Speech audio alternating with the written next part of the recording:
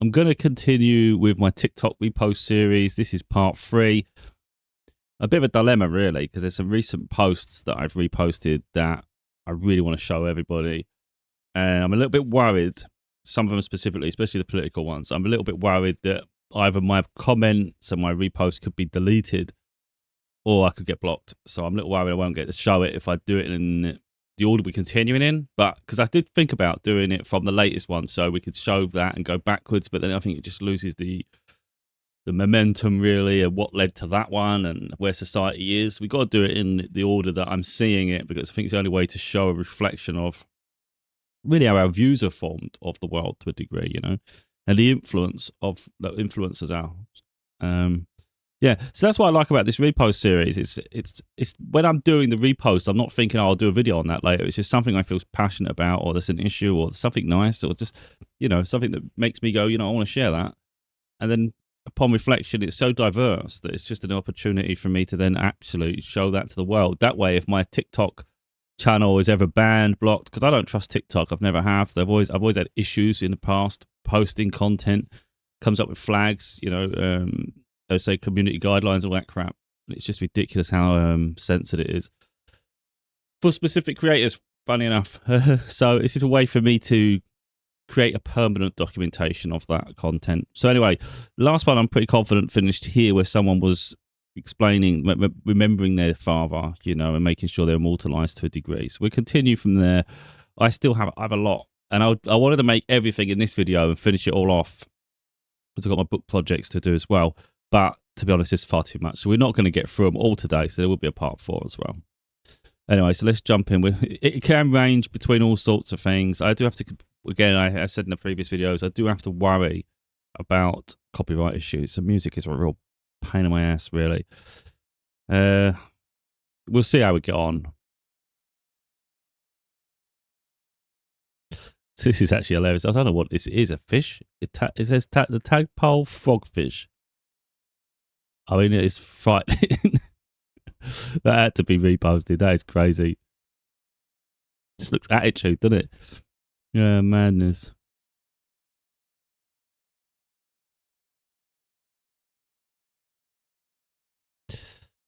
Right, let's have a look at this. We're gonna have to I think I'm just gonna have to risk copyright, but it's not only the copyright, it's the fact that copyright can then actually have your audio muted, which is a bigger problem.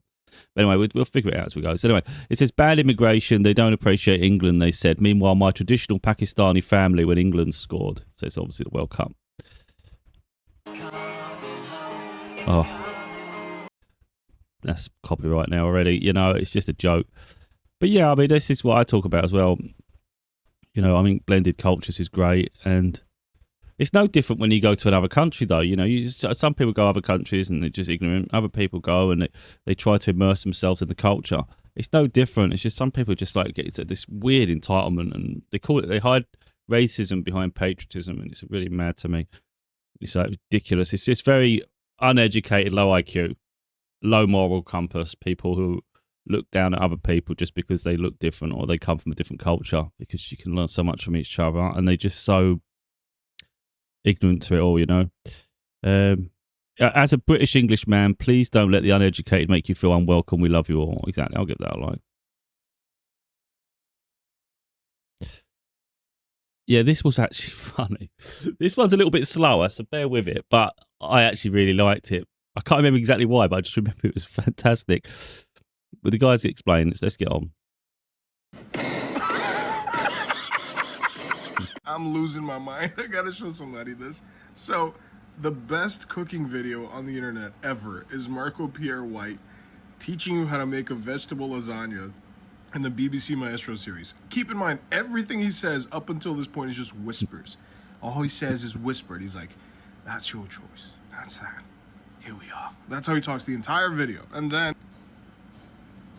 over the surface of your lasagna. Nice and quiet, just ASMR. Beautiful.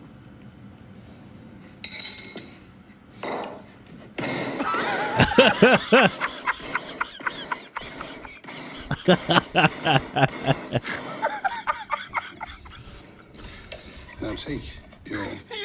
And he carries on talking like that after.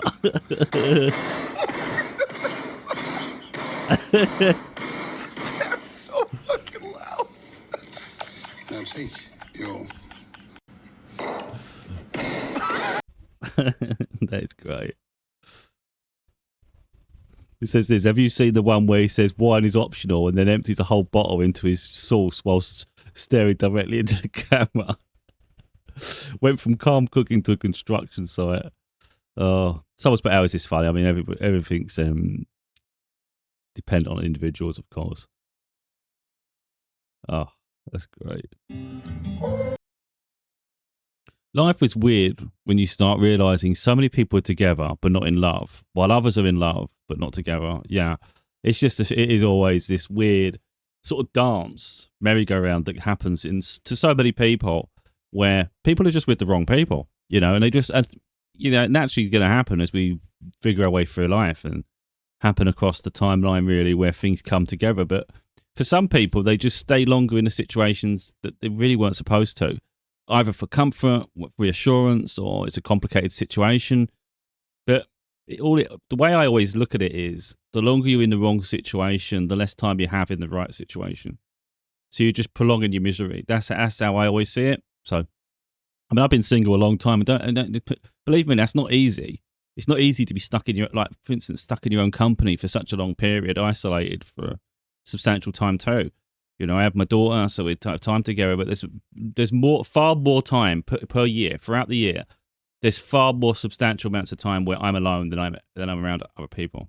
And I'm quite a good people person, you know. I could be the life of the party, I can be quite eccentric, I can be interesting, I can be funny, goofy. I have different layers. I mean, to people, stereotype people. If you're intelligent, they just seem to think you're intelligent, and perhaps you're a bit boring and you're just always in textbooks, or you're always overthinking, analysing. You know, I have all that in me, you know, but I also have this silly side, goofy side, charismatic. I can just switch between the two because it's who I am. You'll see that throughout these videos. There's times when I'm going to be like really, really opinion on politics and society and culture. And also you're going to see ones where I find something hilarious, and I'll just switch between because it's just how I feel to a given topic. So it depends on the people I'm around and the circumstance as to how I'm going to behave. But ultimately, I would much rather be alone than in the wrong circumstance. And that's a decision, you know. And I also think it's important that, let's say the right decision comes along, I'm ready for it. Doesn't mean it's going to be an easy transition, because I think when you've been stuck alone for so long, you get this hyper independence, and I'm quite transparent about that. Where I was leaning into it, now I think it's becoming just part of my nature now. I've made peace with that. But ultimately, though, I haven't got situations in the way of a potential new beginning. So there's always that opportunity. But when you're in a situation that isn't working out, it's not really the right relationship for you, whatever the situation is, you've got this complicated mess. So let's say someone happens in your life and you think, oh, this is incredible. Oh, they're brilliant. I'd love to have it with this person. Well, now it's cheating, isn't it? Now it's all of a sudden, this isn't really a good moral compass, the moral start. So yeah, I just don't see the point. You're better off just learning to get comfortable in your own skin and be comfortable with you, as hard as that is. I know people make excuses, but I'm living embodiment of it, for God's sake. You know, 9 years I've been single. So I was in my previous relationship for 8 years. I've been single for 9. So, you know, and my daughter's now 16. So it's like, if this is my life, this is my life. But I'm busy anyway. My mind's always firing on different things. But again, go back to this. Yeah, there's too many people in the wrong situations. And I usually watch people, and I can see, especially when you're on holiday, you look and think, yeah, that's just convenience for holiday. There's no way that's going to last. And that's a big test for people anyway. What you like on holiday. So how do you treat people? What you like to do with your day? All these different things. All of a sudden your interests and your patience starts to wear thin. And I think that's a good way to test people, as to whether this is really something we want to build together or not. But yeah, that happens. Someone else's idea there is maybe they're only in love because they aren't together. I mean, that's a thing too, to be totally honest. Something I was thinking about recently is people get attracted to people. I'm not saying, I have no idea if anyone's attracted to me. But anyway, let's say someone is attracted to me. They might be attracted to the idea of me. But because I'm stuck in my way sometimes, I like to do things my way. It doesn't mean I wouldn't work with people. But I would be a nightmare, an absolute nightmare for a control freak. So if someone thinks, for instance, if someone was interested in me and they think, oh, that'd be cool because he's interesting, he's quirky, like all these things. He's got intelligence, he's got opinions on this, it'd be good conversations. but they also intent on having everything their way and sculpting me and pushing me into a sort of narrow box. It's never going to happen, because I don't let anyone dominate me. So it's got to be a collaboration, really, where you're supporting each other, but you allow each other to be yourselves. That's the only connection I can be in. So if it's someone who's quite dominant, it will just clash constantly, because I just won't allow anyone to dominate me in any level of my life. It's because relationships shouldn't be about that. So there might be some people that would, maybe if you're in a relationship, they might go, "Oh, you're really boring." It's like, okay, I'm boring. It's like, I don't care. I don't want to go too far with this because we've got so many other videos to go for. But like me personally, I could stay in for months, and that's not an exaggeration. I can stay indoors for months. I'm fine. Doesn't mean I don't have fun if I go out, but in my own company, I've got no reason to keep going out. So I'm probably more likely to, again, if we talk about like the amount of like all the months to a year, it's more likely I spend most of my year at home. If I'm alone, I'm going to spend it more time indoors. I can't bother to do a lot of things on my own a lot of time. Doesn't mean I won't go for a nice walk. Doesn't mean I won't have this experience. Just go and get myself a takeaway, go to the shops. Doesn't mean I don't do everyday things randomly. But if it's just for me, I'm fine. I can keep myself entertained. But then when I'm in the company of someone else, let's say they're indecisive, they don't know what they want to do, but they're bored. Well, it gets on my nerves. Now all of a sudden their boredom comes from like you're the one that's made them miserable because they're bored. It's like, no, you're responsible for you. You tell me you want to do something, tell me, and I'll let you know if like something I can facilitate and help you with it. So let's say someone wants to go, I don't know what I want to do today. I don't know what. Well, until you know what you want to do, I haven't got a clue, because I might give you suggestions. I'll give you an example. My daughter, she don't really like to be stuck indoors for too long. So I know full well 3 days for her is going to drive her crazy. I can do months. Believe me, that's what I'm saying. I can do months. So for me, I'm like, I don't understand your boredom, but then my mind's always firing on projects. I'm busy. It's just, I can't be that level of bored, So I give her options. I said, right, we can go, do you want to go bowling? I don't know. Do you want to go bowling? We can do, there's ice skating, there's bowling, and each of these, she's go, yeah, that sounds fun. That sounds fun. And I'm like, what about mini golf? So I'm trying to come up with just concepts. I don't know. Do I go to these places on my own? No. I don't really give a shit. We can have fun there. I'm sure we'll have fun wherever we go. Like I'll have fun. But if you're asking me what I want to do, like what I want to do, I'll probably just be happy just to stay here. But that's me, So I give her the options. And in the end, I go, what is it? What do you want to do then? What are you deciding? What do you want to do? She goes, I really just want to go to the shop. Well, let's go shop then. And let's say it was going to cost £20-30 to do any of those activities. I said, okay, I'll send you £20-30, and then you can get what you want in the shop. Then we'll do that. That's our day. But what annoys me after, like when I think about it, it's just the fact that when someone else is bored, it's on the pressure's on me to be fun, to be interested. And it's like when I think about it enough, I'm thinking, well, you're the one that's bored. I'm not going to keep doing that. You tell me what you want to do. In the end, she did obviously tell me because I come up with those alternatives. But I love road trips. I like days out. I don't mind going to visit another town. I don't mind going to the beach. But again, I'm not really thinking like that because I wasn't bored. And I just think there's people in relationships who say it's so boring this and so boring that. But I just think there's different dynamics. I'm someone that I can plan things. You give me an idea and I'll plan it. And you want to do this? Yeah, we can go and do that. I'm not saying I'm not enjoying myself when I'm doing it, but I'm someone that needs a bit of a kick up the arse sometimes, So if someone understands that about me, that if they want to do something, just plant the idea in my head. Let me know. Otherwise, I might not realise how bored you are. I'll try and be aware of things and stuff, but I just think the attack comes from someone else's misery when they could communicate a little bit better and be a bit more decisive in their life. And I always find it's people who don't have hobbies, or they just, I don't know, they're stagnating, so they expect you to solve all their problems. It's like, I'm trying to figure my own shit out. And if I'm not bored, I don't assume you're bored. So you're going to have to relay that to me, But like I said, someone else might get it. We've gone on a bit long here, I guess, but I think it's deep enough. But that's what the whole thing comes back to. Someone might think you're attractive, you're interesting, you're this and that. But that doesn't mean I'm going to be your perfect partner in a relationship.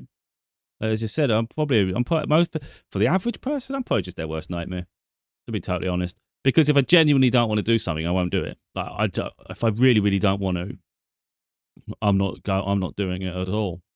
So again, I'm not a control freak, so because I don't mind. I just think people should be able to do what they want. So let's say someone says, I want to go and do this, and I really don't want to do it. I mean, I'll try and support you best I can, but let's say it's something that's repetitive. It's happening often, and I don't want to go every day. Yeah, but I don't want to. And then if someone says, let's say in a relationship, and they go, I'll go with my friends then. Oh, that's perfect. Yeah, go. See if they want to go. Yeah, see if they want to go. That'd be cool. Then I'm not under pressure to do this shit, you know? So it works. But again, that's having that independence and having a life outside of the relationship as well, you know? But, yeah, but anyway, if we go back to this, life is weird when you start realizing so many people are together but not in love, while others are in love but not together.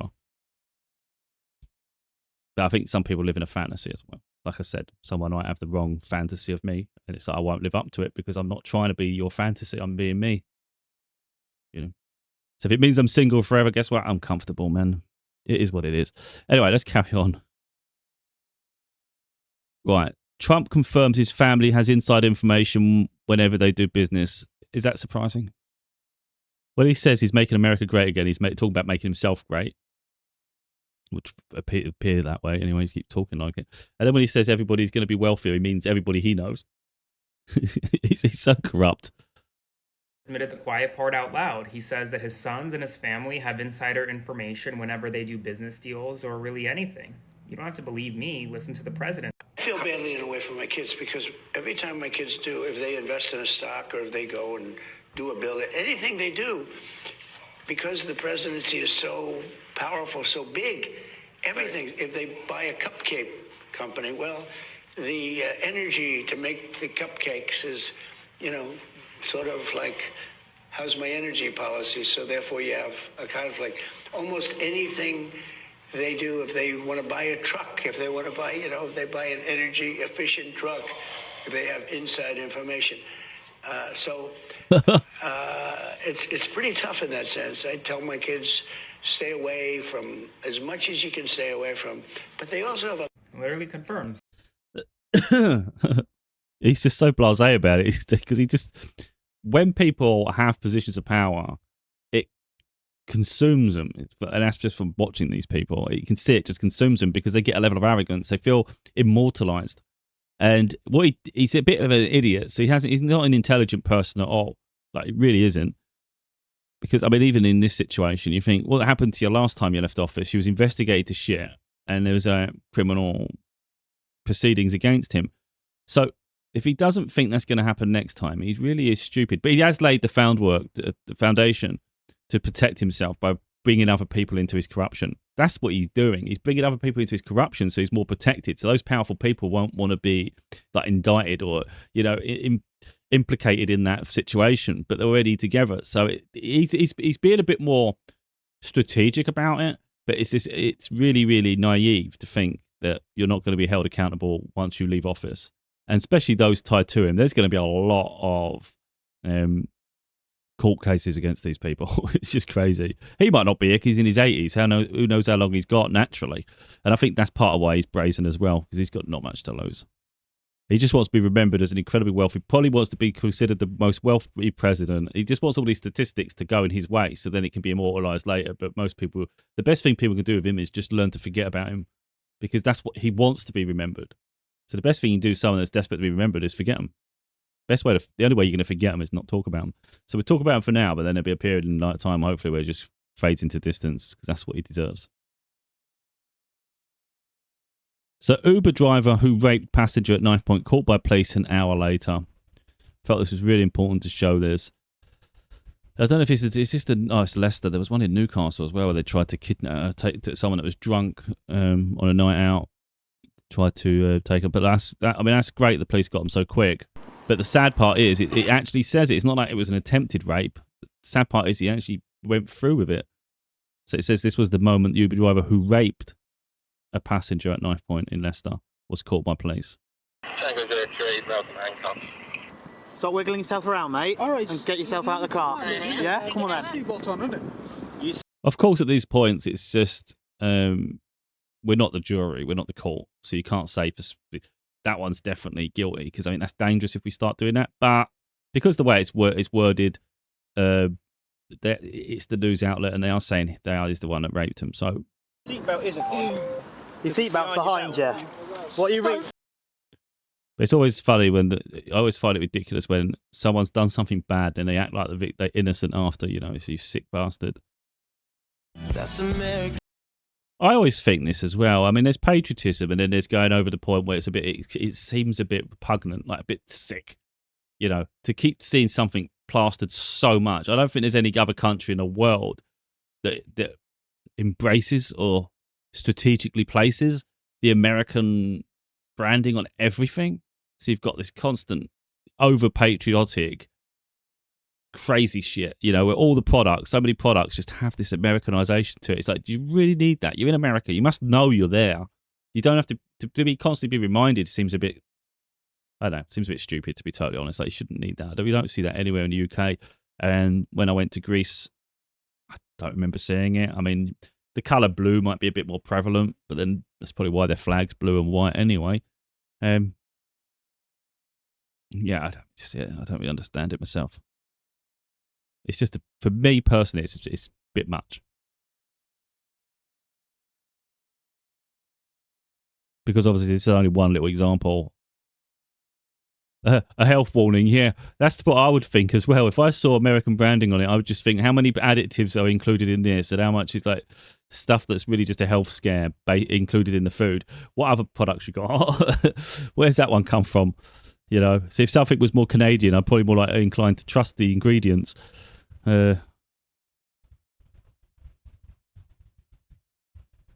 Someone's saying this is something to do with the 4th of July passing. Okay, let's say it's seasonal. You can understand there's a seasonal aspect to it. But, you know, I've seen a lot of American stuff to things. What's this one?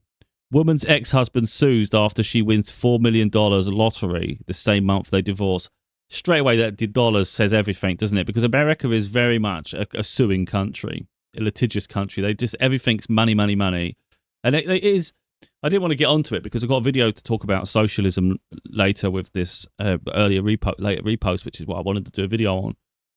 But it is a capitalist country, and they just keep talking about the fact that, you know, they try and put any other thing down. So if you talk about socialism, they'll always, even in the news, they'll try and make it sound like it's a plague.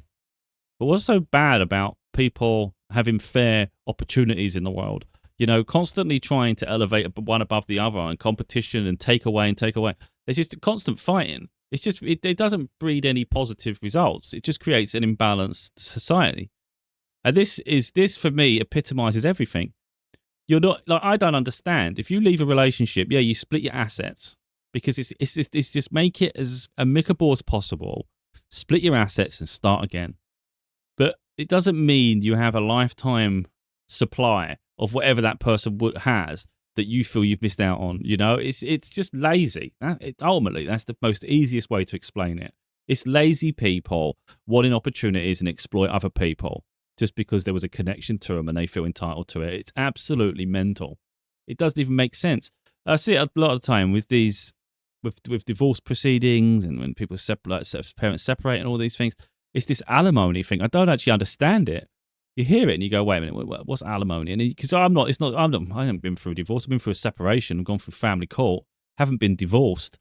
But that is, it's frightening, but it's absurd. And it's ridiculous how sort of governments control the courts because that's where the laws come in place. And then the courts relay this shit where they control people's lives to such an extent that they're hemorrhaging really hemorrhaging their finances for things that shouldn't even be something that's government interference. Like, I don't understand how some people go for, let's say he's married for 20 years. It might, I might even have it wrong, but I've heard horror stories. It may be, let's say it's the man. Let's say the man was wealthy and they go through a divorce. And the woman, because they were married for 20 years, the woman gets 20 years plus, like now she gets a remaining 20 years worth of financial recourse. So they'll constantly have a certain amount of money every year for 20 years in relation. It's like, what?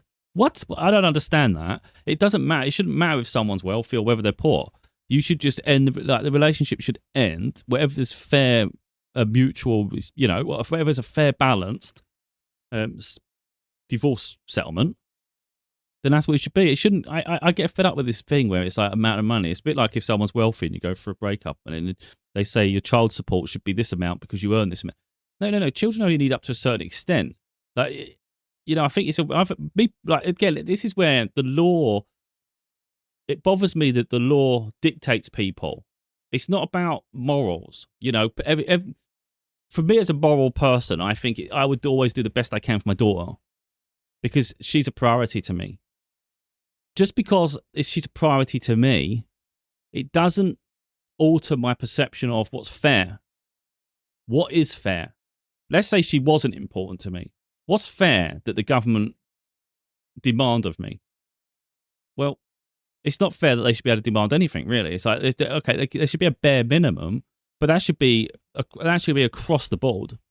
So it shouldn't be a case of, oh, you earn $1 million, so okay, you can lose $100,000 a year, and that'll go towards your children. No, you shouldn't have the audacity to say that's normal. I don't know the numbers, but let's say it was. How is that child deserving of $100,000 just because one of the parents earns a fortune, and someone poor, maybe they have to pay $100 a month or $100 a year? Well, you know, little bits, but it doesn't make sense that it's based on the income. I don't think that should have a bearing at all. What is the basic living standard requirement to support the child? You've got to take morals out of it. This isn't me saying, oh, a father should be absent. I'm not saying they should be absent, but they have the right to. And it's not for me to tell them how they should behave just because I behave like this. I hope people understand that. Like, I'm all about justice and what's right in the sense of fairness. It's not about me telling people you should be me just because I have a deep connection to my daughter and she's my priority. That doesn't. I know for what that's not fair to expect that of other people who want a free life.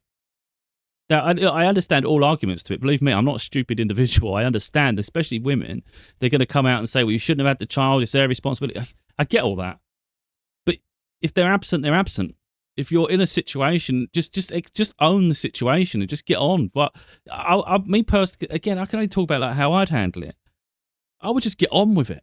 I would, like, if someone's absent, I would rather they just fuck off, to be totally honest. If you're really going to be in and out, or you're just not interested, we're better off without you then, because it's just a more emotional turmoil for the child. And I'll figure this out. Okay, maybe we're going to go struggling for food regularly. Maybe I'm going to struggle for the bills until they turn like 16, 18, and they can start helping a little bit, or they can find I'm not always responsible so deeply financially.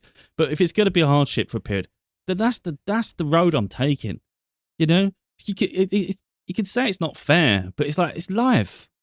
It's just, you can't just keep badgering people for the freaking finances all the time and just say, oh, it's this weird pursuit to have off other people. I can only ever say how I would deal with things, and then I can explain how I think it's only fair that other people have choices, though.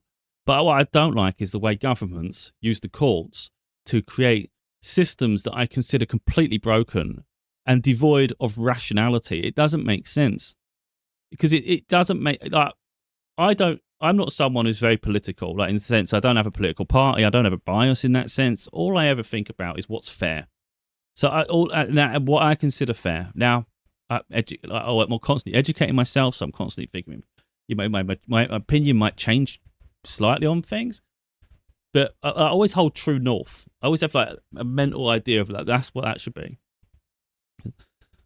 So I'm not really someone who thinks too much about communism, capitalism, socialism. I'm not someone that thinks of terms. So I just think the world should be fair, though, and it shouldn't be this rat race for money and keep taking off people and keep accusing people just to gain. It's a constant competition. So I've always said before, I just think there should be like everybody should have a universal amount of money.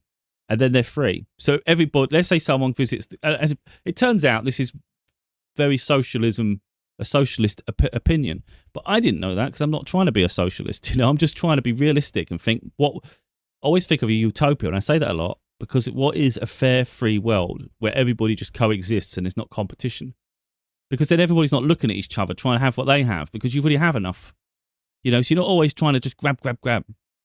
So, And that's how I think should be fair. I don't think you should have to work your ass to death just to exist and have experiences. Everybody should have the same opportunity to experience. And whether someone wants to accuse someone else of being lazy or this, who gives a shit? If you want to be busy, be busy. If you like to tinker with it, and I think you'll find people just naturally gravitate to things they enjoy anyway, and some people like to be proactive. So for instance, you put it in this perspective. Let's say someone goes as a family, they go and visit the Grand Canyon, and they have a great time. And then they come home and they go and visit, and there's other families nearby. Oh, God, I'd love to visit the Grand Canyon, but I can't. I don't understand why everybody can't visit the Grand Canyon. Obviously, you would say it's overcrowded, but I don't see it as it would at all. If everybody had the same opportunities, so you've got a certain amount of time per year, and so you only work, so even if you're working, you only have to do so many days, so everybody's free to just do what they want. Everybody will be all over the place. There'll be just different places. Some will stay home, some will go there, some will go there. But you won't hear this massive disparity between experiences. So people wouldn't be left out, and other people wouldn't be able to lord over everybody all the time. So what it does, it removes power from people who want that privilege, and the people who just want to always be better than everybody else. And it removes competition, rivalry. I just think it creates a fairer world. So, again, I don't want to go too far with my opinion. I'll probably go deeper on a different video. But anyway, we go here. Woman's ex-husband sues after she wins $4 million the same month they divorce. It's like, who gives a shit? That's her $4 million. Go and get your own freaking lottery win, you sad bastard. Yeah, I just think people, man, it actually drive me crazy. I don't like this. I get fed up with. We're probably going to find it in a couple of other videos. I don't like gender biases at all. I'm not in favour of women. I'm not in favour of men. It's just if I hear one argument against one or the other, I tend to get a bit fed up. I just noticed this at the corner of my eye. If it were a man who won, he'd be expected to give her the money, though. Double standards are real. Well, I mean, it's just. I don't think it's double standards. I think it's the same thing. If it said, man's ex-wife sues after she wins $4 million, it's the same. It's still the same argument, isn't it? I mean, if anything, it would be more likely would that be a way around. It's very rare, I think, for the man to go suing the woman, but I don't think that's a valid argument there. I think people keep trying to segregate genders all the time, and I get so sick of it. Anyway, if you're offended or upset by comments related to Lindsey Graham's passing, remember that Donald Trump started this type of narrative. Keep your fake outrage. No one cares. Robert Mueller just died. Good. I'm glad he's dead. He's no longer hurt innocent people. President Donald J. Trump. First of all, I don't know why Trump always signs it off. It says it at the top. We know your name, you dickhead. Are you that stupid? You have to keep plastering it at the end of every freaking structured sentence. But he's an idiot. Yeah, so we've figured that out. And I've always said this, as much as I don't like Donald Trump, and I just don't respect him at all, you won't see me creating videos when his finally time comes to an end, because he's old. You won't see me creating videos like applauding his passing. I don't think it's not right to dance on the dead. That's what I don't. So I think it's like a morally right way of behaving, and I don't think there's any reason to do that. You just move on. So if someone's done something positive in the world, or you've had a good experience and you want to remember them in a positive way, you can create something and then to immortalize them, so you can actually talk about them and say something really nice in their passing. But I think if you've got nothing nice to say about someone when they've gone, just be quiet. That's what I think. Just leave it. You don't need to dig at them anymore. They're gone. And that's how I feel. So just because Donald Trump is a cretin who does speak ill of the dead, it doesn't mean you need to copy him as well, just to say that's fair. No. There's a morally right way of doing it. It's up to people how they behave, of course. I can't tell someone, don't do this, don't do that, but you won't see me doing that. I didn't like Charlie Kirk, for instance. I didn't like his views on the world, the way he talked down about women. There's a lot of things he said. I didn't watch everything because I got fed up every time he spoke. But when he passed, I didn't rejoice his passing at all. I considered him a rival in the sense of what his views are. And, but no, that was, at the end of the day, you competition is healthy. It's not, so when someone has a different opinion on the world and things, that can create interesting debate, and then creates potential change, because it raises issues that maybe you're not even thinking about, and other people hear it, and maybe it helps them process, even if whatever side they were on, and all those things. But I didn't rejoice in his passing, and I still don't now, because no one should have the right. I say it at the time. No one should have the right to take someone else's life. That's a lot of power, and it's sick. So people have cut off the chapter to someone else's story because they didn't like what he was talking about. whether it was something quite more sinister, because I keep hearing the reports of things that are a bit more sinister, going deeper in politics and stuff, which happens, or whether it's just some lone lunatic. But overall, no one should have the right to cut someone's life story short. Just leave it there.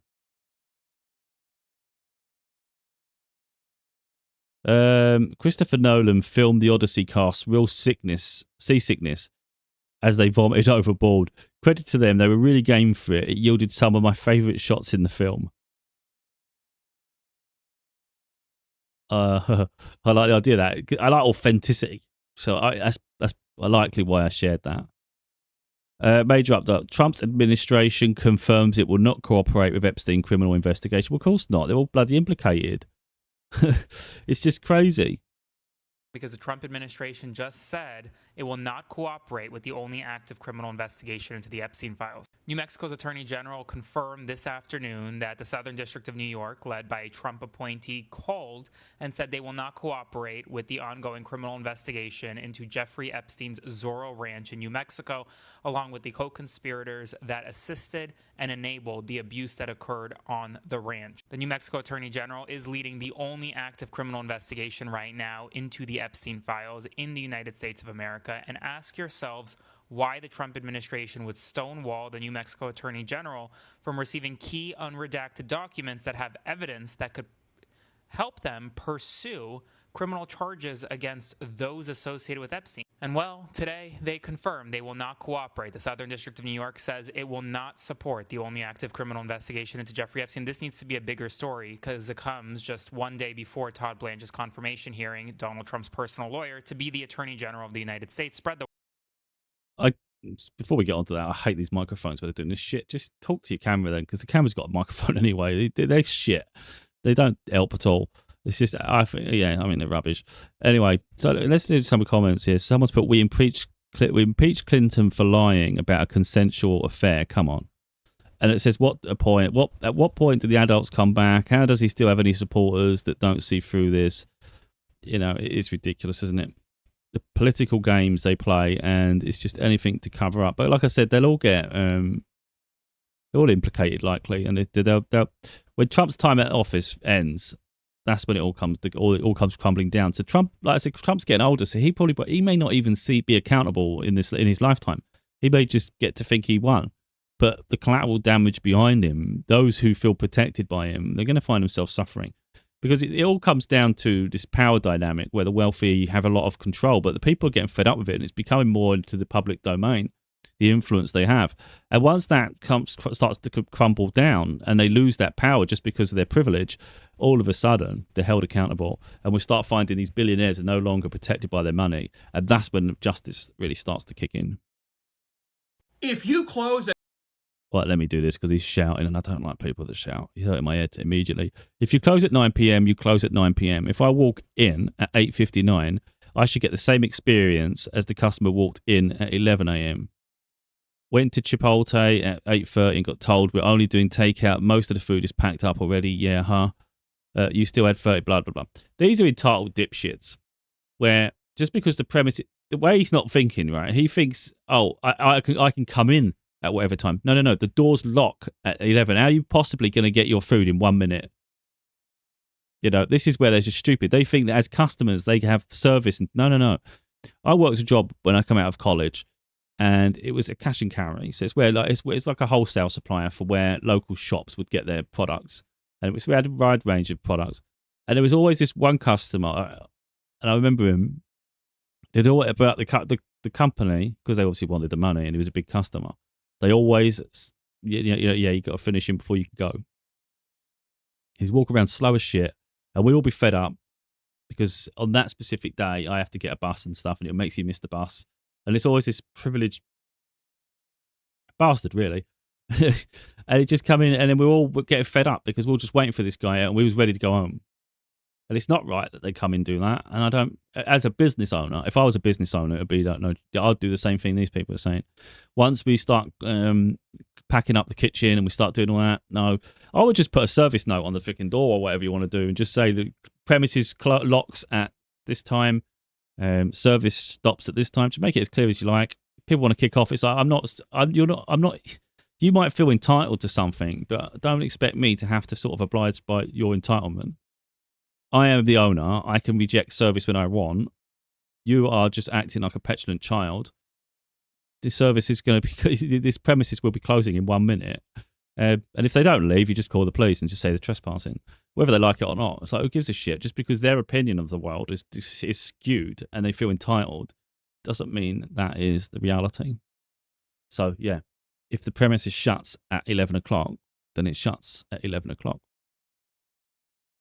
Well, in this case, it was 9 p.m. So, yeah, that's the way I'd see it. Everybody goes home at 9 p.m. I'm not making staff. I wouldn't make staff stay behind and suffer just because someone else wants to change their plans. Anyway, so don't really need to hear this nonsense. He was shouting. I couldn't listen to it.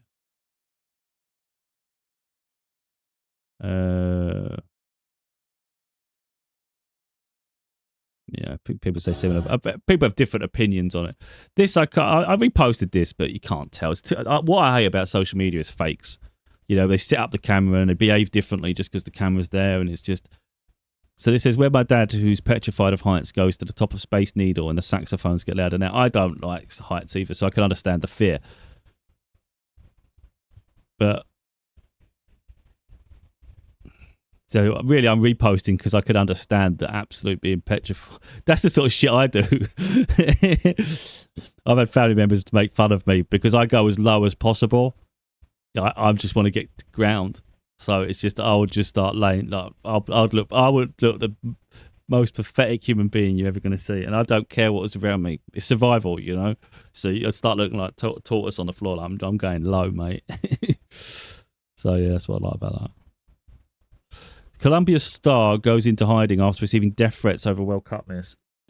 So this is where I just think sports crazy. You know, I like sports. I like enjoying it, but I don't make it a massive part of my day where it affects my well-being outside of it. So when people take it so far, like it's the worst thing in the world, it's like it's not me not understanding the culture and how big that is. It's other people not being emotionally balanced to handle defeats and instances, because people are human, you know, they make mistakes, things happen, or you're not good enough. And I think vilifying people just because of an error or something didn't go the way you wanted it is insane. And that's really where the problem with some of these countries, the way they behave in general, their over-fixation on sports. And really what it is, but the thing with sports, to get deep enough, is some people attach their whole life to it. That's the big problem. Rather than it be a source of entertainment, something you like to enjoy at the weekend, or, you know, you support your team, and it means a lot when they win, and it really hurts when they lose. But if you could you take the highs with the lows, you understand it's swings and roundabouts. You can't be the best at everything, and it kind of makes the victories more sweet.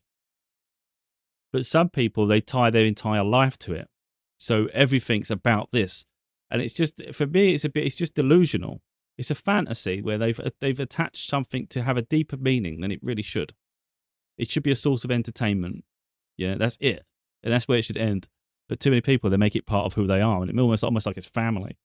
And it's like, wow, that's another level of delusion, that is. And it really is. Because when you think about sport in general, sport is really, I see it like, it's like, I bring everything back. A lot of things come back, especially like boxing and things like that. But even sport in general, like football and all that.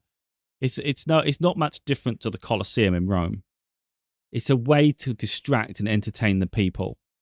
So it becomes part of their day. It becomes part of their routine, their culture, and they attach themselves. So if it's a gladiator, maybe some of the people favor this gladiator. Some of the others favor that gladiator. Maybe now they're gambling and they're betting on it. So now now it means more, because now when it's betting, that's my money. There's actually a consequence if it doesn't go the way I want it to go.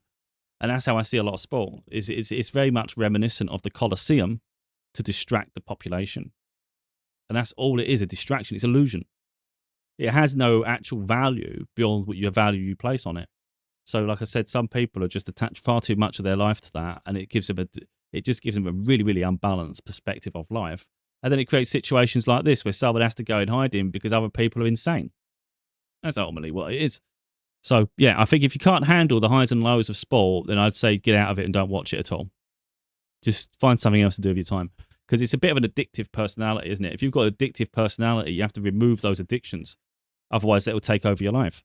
So if you can't handle the setbacks when it comes to sport, definitely don't engage with it and watch it or take it on board and find something else to do with your life. Because there's plenty of things to do. You don't have to just enjoy sports or watch it or make it part of who you are. Yeah, it's crazy. Anyway, what's this shit? I don't think he likes my England flag. That says love football, not Farage. Oh, don't get me started on these Reform supporters. They're all just racists. Oh, fundamentally, that's what it comes down to. Because Reform don't actually have any functioning policy that you'd actually go, yeah, that's great. The only thing Reform stands for in the UK is deporting immigrants. That's really what they want to do, and they want to segregate people. So a lot of these are really just fascist, racist, and whatever else you want to call it. They're just horrid people. And most of them are very uneducated, but they consider themselves educated. So if you used to have an argument with them and they go, oh, I'm all Reform, and you used to say, oh, yeah, what policies do they stand for that you really like? Oh, I don't know, but I mean, really, you know, they're going to create change. They just say random shit, and it actually sound bites. It just doesn't make sense. Fundamentally, it's just that. And what they don't realise, because Farage is the equivalent of Donald Trump. So these uneducated, low IQ people, similar like the Trump supporters, they are pursuing a path pursuing the path towards a life they didn't plan for. So for now, they think he's the Messiah. He's going to give us this. He's going to deliver. He keeps backtracking on promises. He said he was going to lower council tax, and then the council tax went up everywhere else. So in America, it's a bit like property tax. Just went through the roof. And then he said, I never promised that. And then there's video clips where he actually did promise that. So he's just the same thing. He's just full of bluster. He's absolute crap. He is an idiot. And he's intending to abolish the NHS. So again, I spoke before about a socialist lifestyle. It turns out a lot of my views are socialist. I'm good with that. That's my views. So I think an NHS is great because everybody has fair opportunity to get healthcare. Maybe it's not always great because if you want an appointment, it's not always easy to get it. It can be overcrowded. So there are negatives with it. But everybody should have that same opportunity. It shouldn't be about class and wealth and all those things. But Farage wants to start sending it down that route. And the weird thing is, these idiots that put their finger up at people and they want to sort of get in arguments and be spiteful, most of them are the lower class anyway. So they look at people who really are only interested in the wealthy to be successful and have opportunity and privilege, and yet it's the lower class who support them in that view because they think they're part of that elite, or they deserve to be part of that elite. And they're the ones that get left behind and find the services are getting disintegrated and prices of everything goes up because now we're building towards a capitalist life.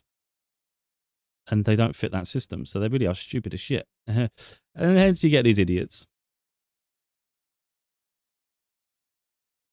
All right, let's go. I don't want to keep doing American politics, but that's where we was at this stage by the look of it. Oh, I want that. Wait a minute. United States Senate blasted Todd Blanche, shared her story in an act of heroism. Everyone needs to see this moment from Danielle Bensky. It won't be on every major media network. Are worse. The files displayed not only my name, but my phone number, my former addresses, where I worked, and other identifying information. When my name appeared in the third file release, it became difficult to believe that this was not intentional. Despite my lawyer repeatedly contacting the DOJ, seeking protection, my information continued to be exposed. And it's not just my... What's going on here is, because Trump is being implicated quite heavily in this Epstein files, and he doesn't like the pursuit of it, he is actively instructing, it's quite evident, that he's actively instructing for the victims' information to be disclosed, because then it puts pressure on them, and then it makes them the target. So rather than Trump being the target, he hides himself. So then he puts their information out, and then everybody, like the MAGA supporters, I don't really like the term MAGA, but the supporters of Trump, who are fanatics a lot of the time and loose cannons, a bit unhinged, redneck hillbillies, whatever you want to call it, they're a bit nuts, and they're more likely to go and do things, which Trump's all for, because he wants retribution for the situation he's been put in, even though it's a result of his own lifestyle choices in the past, which who knows what he still does today. But what he's trying to do is trying to destroy them in the process. So they will be targeted because they're putting their names, they're putting their information out. So it's to scare them off as well. Not only it's to scare them, but also to put them in a position where they're very vulnerable. It's quite sick, isn't it? Just because they're speaking up. name. It's the identifying information. These documents contain disturbing yet incomplete accounts of my abuse. They were available not only for the entire world to see, but my child, my students, my friends, my employers, my colleagues, and my family. It was humiliating. Worse, my FBI 302 exposed a Jane Doe who had fought for decades to conceal her identity. It's been absolutely devastating. Outing survivors causes real and irrevocable harm. While coping with our emotional distress and psychological trauma, we also have lost our privacy and confidentiality, suffered reputational harm, lost jobs, and now fear for our personal safety. We are not activists. We are crime victims. For us, this has never been about politics. It has been about getting justice for the crimes committed against us. And the redactions are not the only problem with Todd Blanche's nomination. Todd Blanche has never attempted to listen to us, the crime victims. Survivors in this room repeatedly asked to meet with Todd Blanche through multiple channels. He never responded. Yesterday, he said he would meet with us, with our attorneys, if they were present. But let's be clear, that was the first time that was ever communicated to us before yesterday. He simply ignored us for the last 8 months. He's been radio silent, and the silence was deafening. Crime victims deserve better from the nation's highest level of law enforcement officials. We deserve to be heard directly, not dismissed and ignored. There are numerous investigative leads that must be followed. Stop scrolling because an episode. The problem there, like, you get lunatics that follow everything Trump says. You know, they think they think he's a messiah or something. It's just so stupid. The real part of the issue is that when people put all their eggs in one basket, it's a bit like a sports team, but they become so loyal to it because the idea they got it wrong is too offending to them. So they double down. No, it's a propaganda against them. It's all this shit. So the real problem is these people are loose cannons. And they'll hear what she's saying, and they'll think that she's not the victim in this. Trump's the victim. That's how they'll be going with that. But from my point of view, it's like the level of courage it takes for them to just put themselves out there to not only talk about what they've done and get justice, but you think about the courage they've had to show to become who they are today. Not everybody's going to face trauma and process it in the same way. Some people it will affect them for the rest of their life, and it probably will anyway. But some people they grow beyond the circumstance. They don't let it define them. If it does define them, that's just how you process. It's nothing to say that was wrong. But for some people, they manage to overcome. And in that woman's case, she's talked about like students that suggest that she's a school teacher or college teacher, probably a school teacher. So she's done things in her life, and yet if you go to a specific period in time, the abuse she must have suffered would have been horrendous. Predators, you know, doing physical things.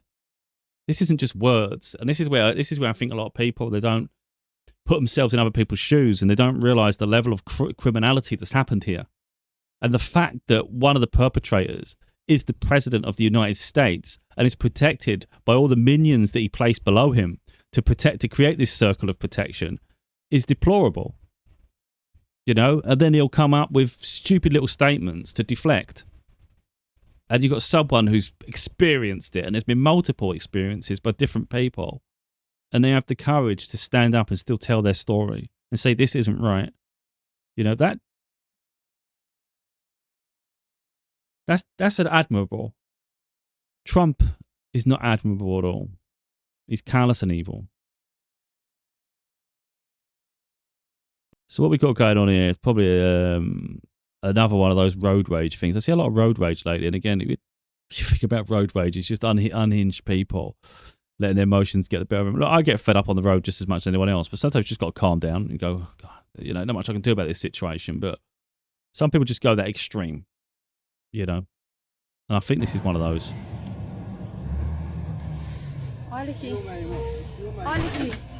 Oh, this was nice because this was justice. They blocked the road purposely, straight like that. No more. Whack the corner of the car. Olha isso. Smacked the corner of it. At least it looked like he smacked the corner of it. I'm not sure he did actually connect. Let me just speed it up, see if he's coming back. Oh, he's behind him. It's like, at what point do you let go and just get on with your day? What's the point of bothering other people's peace?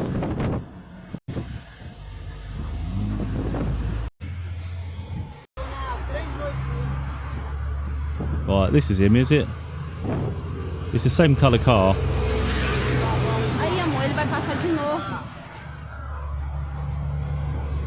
Oh, this is it. Okay, same one.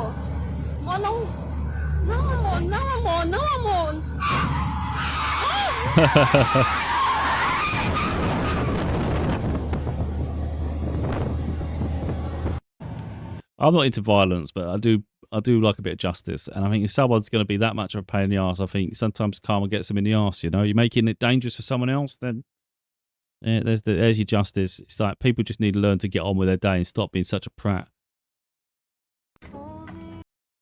This is actually really, really sweet. Like, it's genuinely sweet. It says the moment he realised his little girl was all grown up.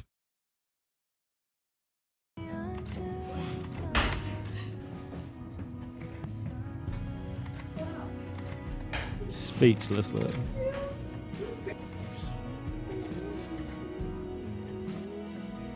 Stunning. Beautiful. Perfect. He's so like a bit uncomfortable. Don't know what to do with himself, but it's actually really, really nice. You think you own whatever land you land on. The earth is just a dead thing you can claim. But I know every rock and tree and creature has a life, has a spirit, has a name. You think the only people who are people are the people who look and think like you. But if you walk the footsteps of a stranger, you'll learn things you never knew, you never knew. Exactly. So he's brain rot is what he is. He's brain rot. And there's a massive world out there with different cultures and different communities, and so much you can learn from each other and like integrate into it. I just think it's beautiful. The world is actually really beautiful if people just open their eyes to it and to stop living in the shadow of this idiot. Would you like to explain how we can give to the president and his family and businesses exemptions from complying with the tax laws of the United States? This is hurting my ears. If anyone's got headphones on, it's coming out the left, not the right. So it's just terrible recording. An exemption to comply with the tax laws of the United States. As part of the settlement, it was an agreement that any past audits would end. Your signature. The United States. Well, I'm not going to do this because I can't hear it properly. But there was a massive corruption here. It was Trump was going to sue. I think it was the IRS. I don't know. Everything's $1 billion with that guy in it.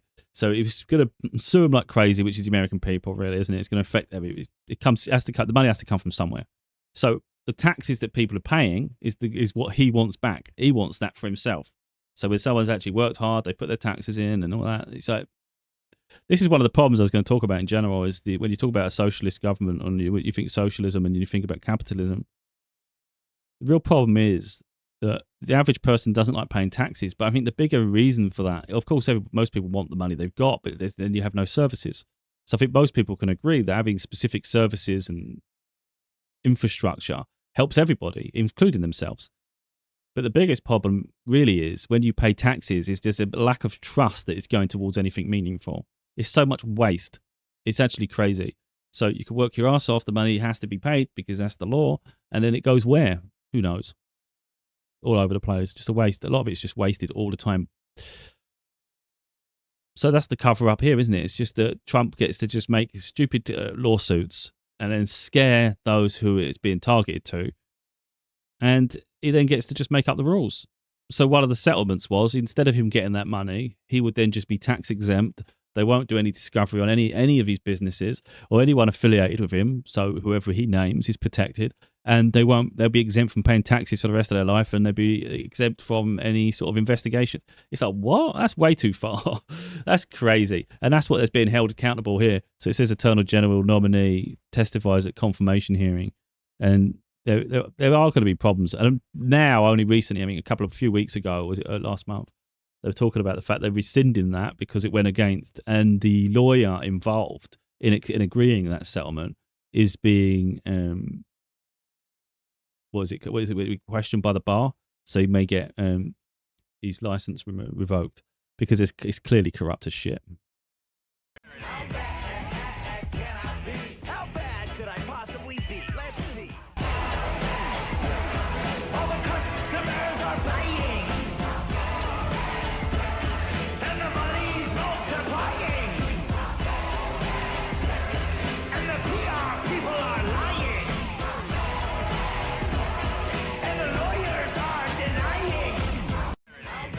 Crazy thing is, when you've got dodgy, corrupt people, I always find it interesting that they manage to find the most hideous people to help do the covering up that people just don't trust. So all those faces of the people he's hired, you wouldn't trust any of them at all. And yet they're the people trying to cover him up. And it's like, it just makes it worse. Yeah. Somebody wrote you a check for more She's great, this woman. I remember seeing her a good few times. than $100 million. Elizabeth Warren. Days before you entered office. Chair Walsh, who wrote that check? Senator Warren, this is a discussion you and I had in the public square. $100 million. He was given a check of $100 million before he took up this position. How on earth is that normal?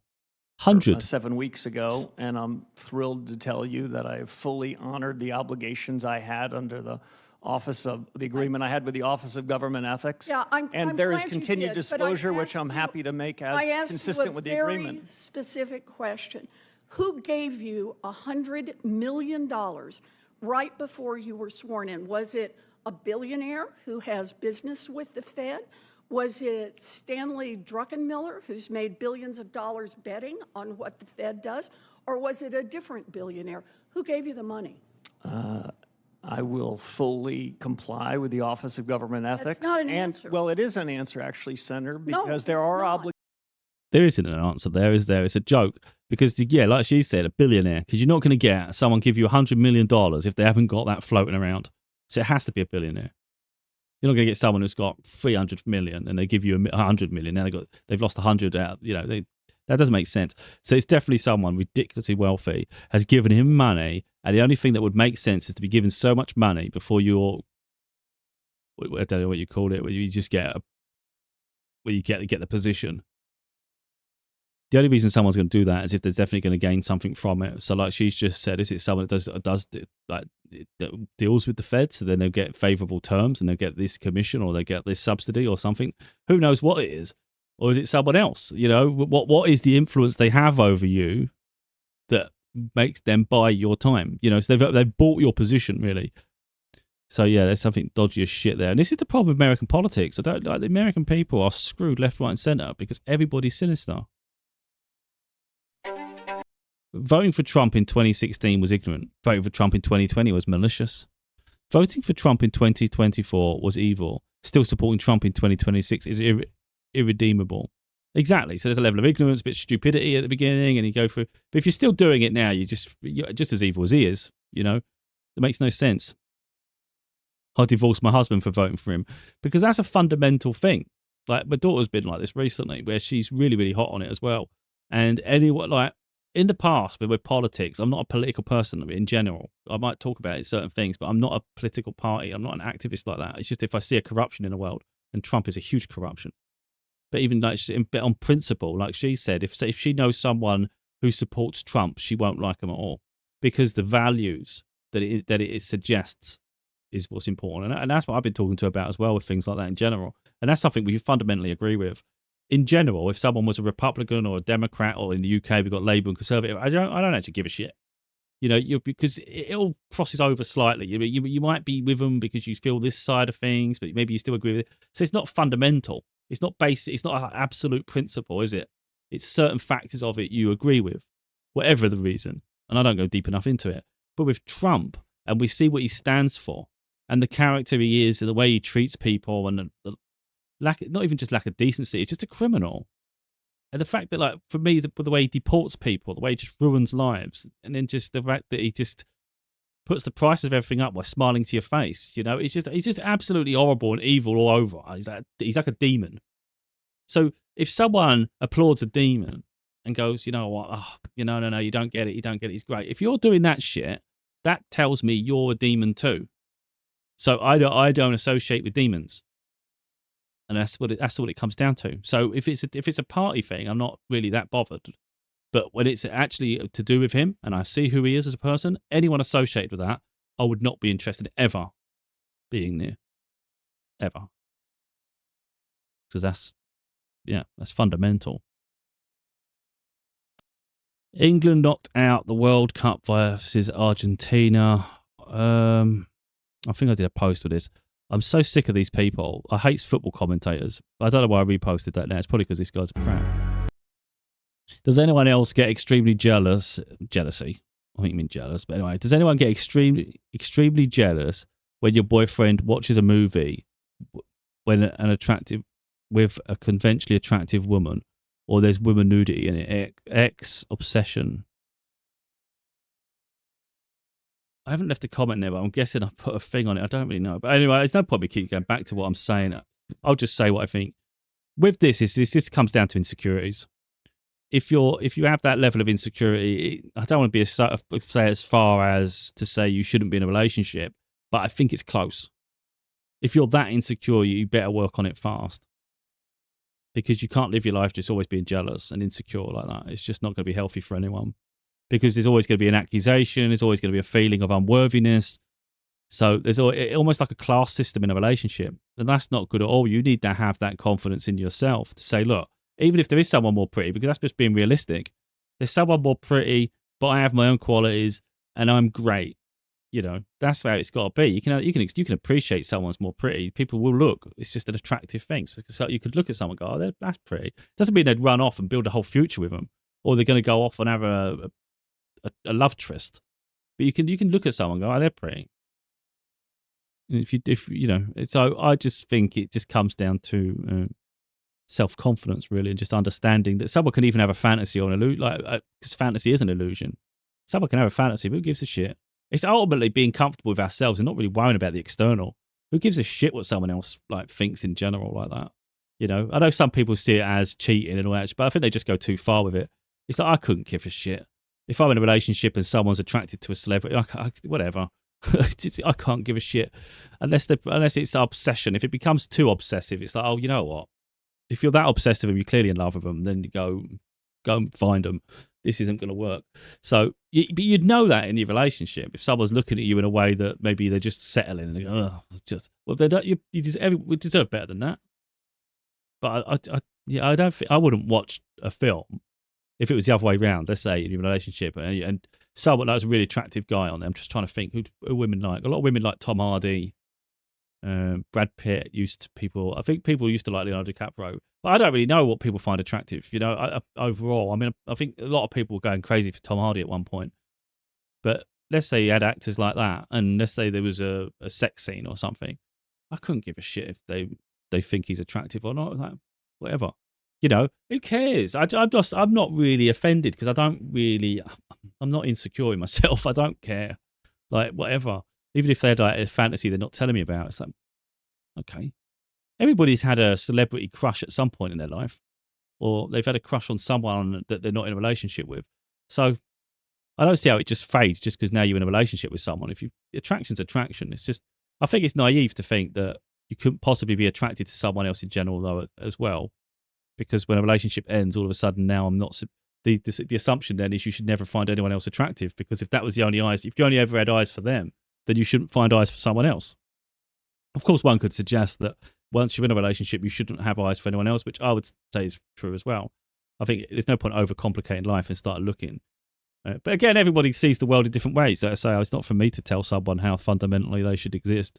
But from my own point of view, for me to be in a relationship with someone, it takes effort anyway. Like, I would have to get to know. I'm not someone that would just jump into like a love tryst or anything. It's just, that's not me. So I'd have to get to know them first anyway. And if I'm in a relationship, I'm not genuinely interested in. I'm not interested in then getting deeper into knowing other people too much, because I prefer a close knit circle, and that's my core group. So I'm not care. I'm not a popularity contest sort of person, so I don't give a shit. I can be polite and things, but that's as far as it'd probably go. I say probably that's as far as it'd go for but any gender. You know, because I'm not someone that actively looks for like best friends and shit. Again, if you established earlier in the video, I'm quite a hermity at times. So I don't need endless drama. I don't need distractions. I don't need none of that shit. But if you're simply just watching a film or something, I couldn't care less. If someone goes, oh, they got a nice ass, or they got that, well, you know, you just probably just look, you know, you're a joke, mate. You know, but it would just be like friendly banter because I think I'm not insecure. Like I don't care if they genuinely, even if if they're saying it, they may even genuinely mean it, but I wouldn't care. People, because I think it's just being realistic. It's so people going to find other people attractive. What's wrong with that? It's just lighten up because the more you just get closed off like that, the more crazy it gets. And like someone else has put, you'll need therapy in these comments for real. I'm not even going to get into the comments because I know there's a lot of insecure people. Anyway, the American people are clear. No more US aid to Israel. Yeah, I think that's the world, not just America. Let's have a little look. Today, the US House of Representatives will vote on an amendment introduced by Republican Thomas Massie to cut the $3.3 billion in annual US military aid to Israel. I strongly support this amendment. Israel, like any other country, had the right to defend itself against a horrific terrorist attack by Hamas in October 7, 2023, which killed 1,200 innocent people, but did not have the right to go to war against the entire Palestinian population. It did not have the right to kill more than 73,000 Palestinians and wound over 173,000 more, the vast majority of them women, children, and the elderly. Israel did not have the right to destroy virtually the entire infrastructure of Gaza, the schools, the health facilities, the water systems, water waste plants, the electric grid that a civilian population depend on to survive. Israel did not have the right to destroy or damage 92% of all housing units in Gaza. In other words, Israel did not have the right to commit genocide. And it did not have the right to escalate its violence and annexation of the West Bank while the world's attention was focused elsewhere. I mean, look at this. Tragically, almost 5 months ago, Israel, with strong support from the Trump administration, launched a reckless and illegal war against Iran, a war that has killed thousands of people and left an already unstable region of the world even more unstable. The war expanded into Lebanon, where Israeli strikes have now killed more than 4,000 people, displacing some 20% of the entire Lebanese population. That's not defending Israel. These are regional wars of expansion and terror, waged without a clear strategy and without an end in sight. The American people are catching on. Polls show that nearly 3/4 of Democratic voters now oppose sending military aid to Israel, and do more than 1/3 of Republican voters. Just 16% of all Americans support giving Israel unconditional aid. That's crazy. Why would you want to keep doing it? I am proud that this past April, 40 out of 47 Senate Democrats, a record number, supported my bill to block arms sales to the far-right extremist Netanyahu government. I'm in favour of that. We have enormous unmet needs in our own country. Today, while 60% of our people are living paycheck to paycheck, tens of millions of Americans cannot afford housing, healthcare, childcare, and other basic needs. Congress must focus on the needs of the constituents, not an Israeli government that is undermining American values. I urge my colleagues in the House to vote yes on the Massie Amendment. The real problem is the Israeli money. I've said it ages ago. It clearly feeds into the American government and the way people have been nominated. Think about that guy that we just said, the Fed guy that got $100 million. Now you're thinking it could be a tech billionaire that's done it. It could be anything. It could also be Israel. You know, the Fed's the money. So maybe Israel have funded him $100 million to keep them funding their war. I mean, I'm just connecting, like saying what it could potentially be. But I would not be surprised if shit like that has happened all around American politics, which is why they keep voting to keep supporting Israel, because they've got Israeli money in their pocket. Or there's something compromising them as well. A bit like the Trump shit with the Epstein, you know, where there's a little cover up. Maybe there's something on them to sort of implicate them if they step out of line. I think things like that's why you always live life in the truest way you possibly can. Then no one has anything over you. You know, all of a sudden we've got this on you. I'll have my hands up if I've done something wrong, mate. And I'm not interested in bribe money or any sort of like shit like that. So you can't buy me and you can't intimidate me because I really couldn't give a shit. So that's the thing. Live a virtuous life. what we've got going on here. Imagine you are. Oh yeah, I mean I've had workplaces like this as well. It's just it's not that you can't handle confrontation. Because believe me, I've argued a lot of people, even management. But it's the fact that it gets tiring walking into the same toxic environment all the time. You just say, you know what, I need the money, but I can't. I'm not being this miserable every day to work amongst a bunch of cretins. And ultimately that's what it comes down to. You can't always change the environment. So sometimes you're better off just changing your position there. So it says, imagine you are the reason why someone tendered their resignation at work. They came to work for the same reason as you, to earn, to make sure there's food on the table at home. But because of your toxicity, they left. Damn. There is something else to do with this. Some people go to work just to constantly socialize, or they want to elevate themselves in that social situation. So a lot of them haven't actually gone to work. Whereas if you would just get on with the role and you'd all just have a common goal. But a lot of them actually go there for this weird behavior. Like it's almost like they treat it like school. And even as grown adults, they treat it as school. And it's just so pathetic. Yeah, it's just sad acts. Because what it is, that's what I've witnessed. I've got we go back to the beginning there where we said about so many people in the wrong relationships. People that don't want to be in a relationship, but they're stuck in it. Some people that want to be in a relationship, but they don't have that opportunity. You got this. I've worked with so many people that are just desperate to spend as little time with their wives as possible. They do overtime. They take all the overtime, and they just complain. They joke about them. They mock them. And I just think to myself, first of all, it's sad because you and the other person are clearly in the wrong dynamic. Let's say the other person, you can't always say the other person's perfect, but let's say they're not and they're trying and they're getting mocked at work all the time. That's a bit shit, isn't it? It's just incredibly disrespectful. And so work becomes a distraction from their life, but then they start to place this social aspect to the job. And that's when the job becomes a bit more toxic because now it's not just about the job. They've created this schoolyard paradigm.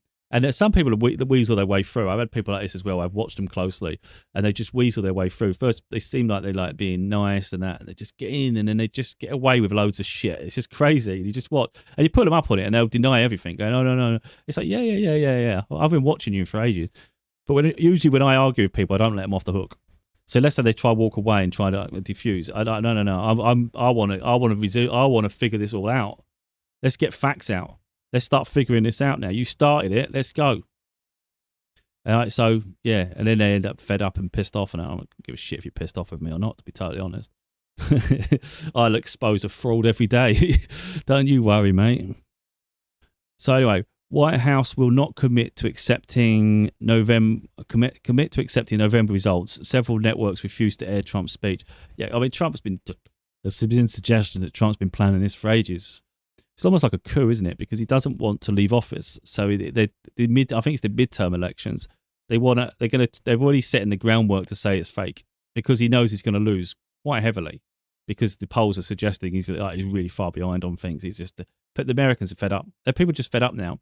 There'll still be crazy people who support him, but the majority now are starting to see through because their grocery prices are dear. Everything's more expensive. It's not the utopia they were promised. But anyway, I don't want to go too far with this. Address to the nation, the White House is refusing to commit to accepting the results of the November midterm. We're going to leave it there. I don't want to go too political. This video has already been quite political, and it bores me just as much as anyone else. Right, what's this? Reasons I won't be moving back to the USA. I've been living in the UK for 7 years. I always like these stories. It's not the fact that she's just gone to the UK. I like it when people just follow their dreams. That's what I like. So if it's been Australia or Norway, I'd still love it. Or if someone has gone to America and they love it, I'm open either way. But anyway, reasons I won't be moving back to the USA. I'll read the comment, this statement bit as well. First off, Christmas done in the UK, an experience everyone must experience, has become my favourite holiday.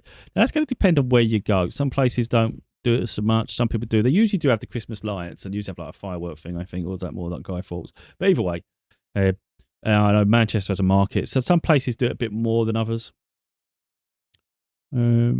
Everything everywhere you can walk to. I mean, that's the part that I find crazy about America in general, is this idea that it's just the concept that you can't walk in a lot of places.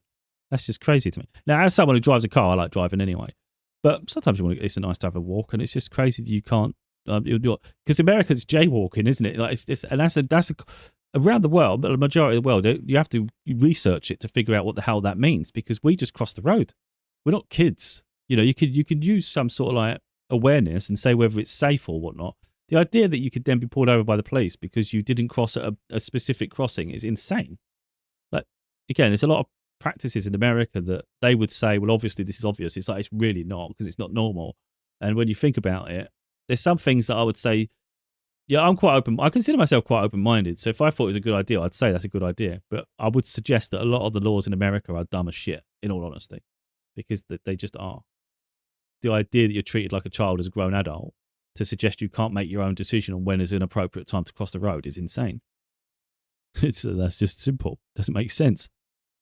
The social aspect, people want to socialise so much more here than what I'm used to in Kentucky. And it could be easily done with walkable locations nearby. Yeah, I mean, you can smile at someone, say hello and things like that. You know, I don't think you're really going to get too much, you know. So it depends. I mean, you just pick up the vibe of people, don't you? Because you know who's going to be a pain in the arse or who isn't. Anyway, the coast. I don't care what anyone says about Sunderland. Look at this coastline.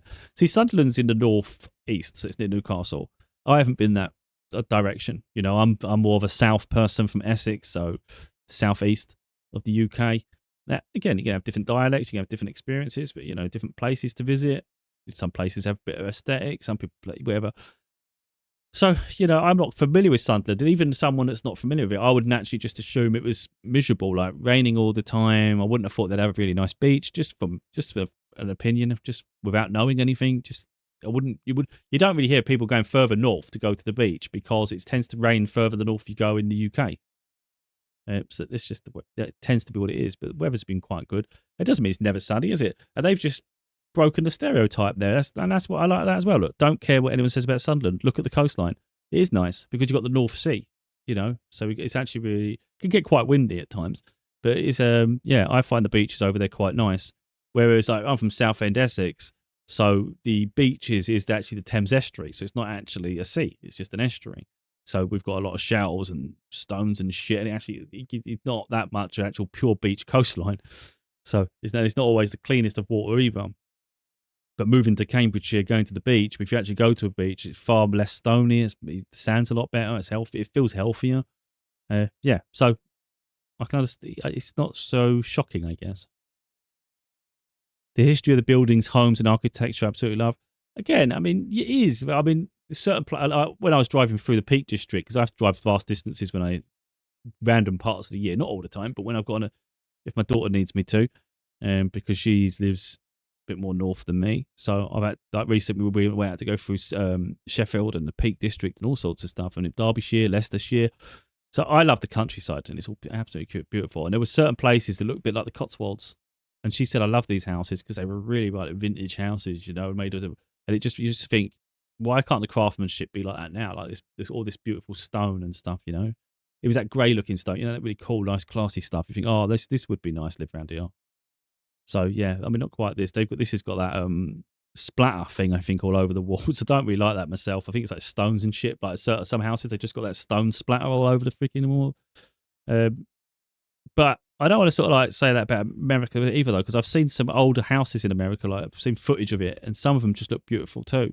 So I don't think it's fair to just make a statement like all of a sudden now the architecture's like superior, because I think there's architectures in every country that could be quite nice. The only issue with America is because America's so big, you might, let's say you're from one area, like they're saying they're from Kentucky, I don't know what that's like. I don't know. My opinion, without knowing anything, I'm going to be an ignorant person here and just say what I think.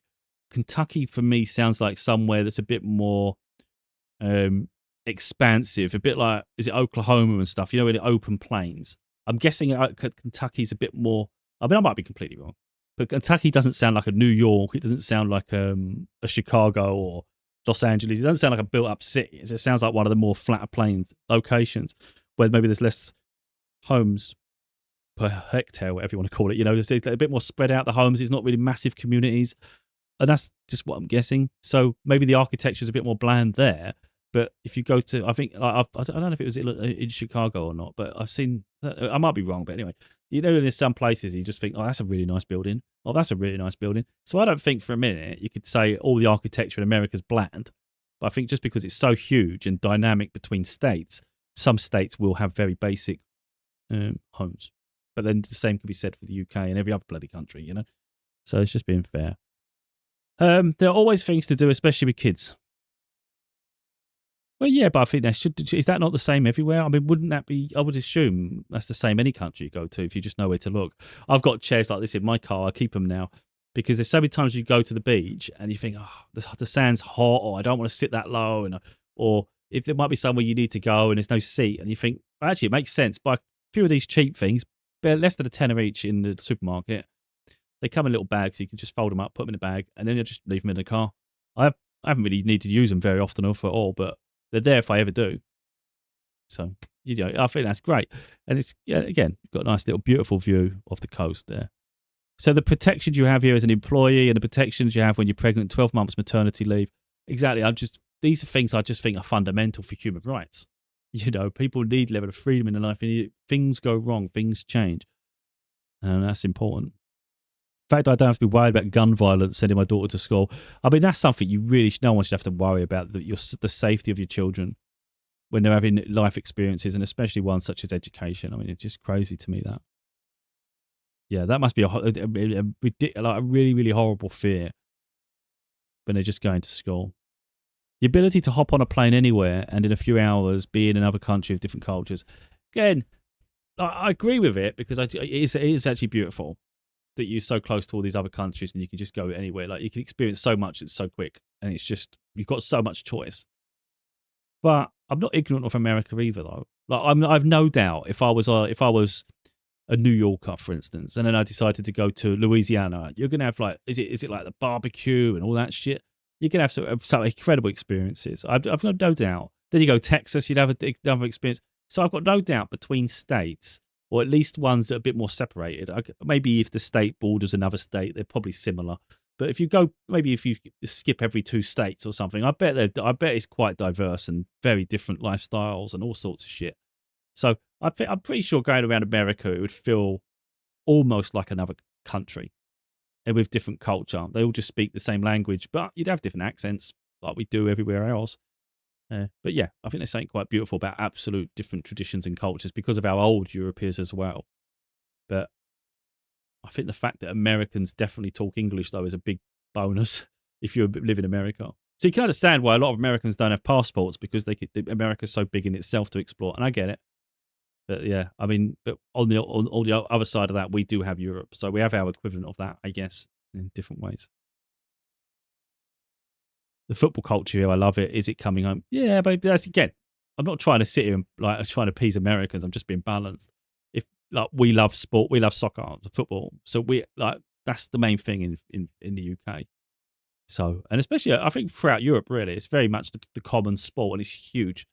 But then I think America still has those. I've always liked ice hockey, which isn't so popular in America. I think it's more popular in Canada, but still, obviously, they have their teams. But I used to love watching ice hockey as well. So I just think it depends what your culture is built around, doesn't it? And there's different seasons. Like we run football here. The soccer runs from August to May, and which I think is good, because then when the summer comes, you can then switch off and do different things and enjoy the sun. Whereas I don't know what American sports, because I think the NFL finishes in February, so it's a bit early. I think that's the Super Bowl. I think it ends doesn't it end around about November, December, and then it shuts down till mid-February for the Super Bowl, if I've got it right. But then there's a huge delay, and I think that's when people start switching over to baseball and NBA. But yeah, maybe there's too big. I think there's in America, I think there's too big a gap between the NFL season starting.